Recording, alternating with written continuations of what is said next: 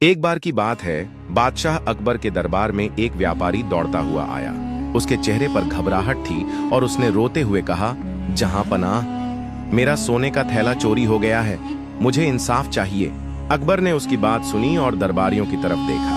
मामला गंभीर था। अकबर ने तुरंत अपने बुद्धिमान मंत्री बीरबल को बुलाया और कहा, बीरबल, इस व्यापारी का सोना ढूंढना है, तुम्हें इस चोरी का पता लगाना होगा। बीरबल ने व्यापारी से पूछा, तुम्हारा थैला कहां से चोरी हुआ? व्यापारी ने बताया, जहां पनाह, मैं बाजार में था। थोड़ी देर के लिए मैंने अपना थैला छोड़ दिया और जब लौटा तो वह गायब था।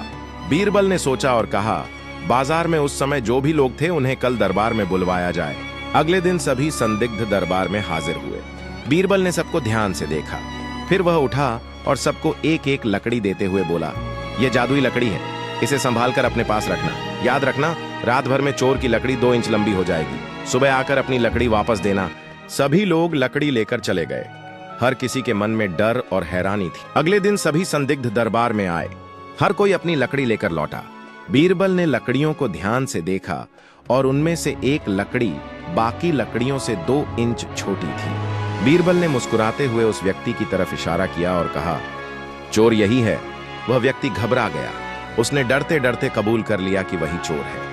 उसने रात में अपनी लकड़ी के 2 इंच काट दिए थे, क्योंकि उसे लगा था कि अगर लकड़ी बढ़ गई तो उसका सच सबके सामने आ जाएगा। इस तरह बीरबल की चतुराई से न केवल चोर पकड़ा गया, बल्कि व्यापारी को उसका सोने का थैला भी वापस मिल गया।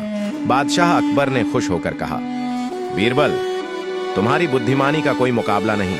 तुमने एक बार फिर साबित कर दिया कि तुम दरबार के सबसे चतुर व्यक्ति हो।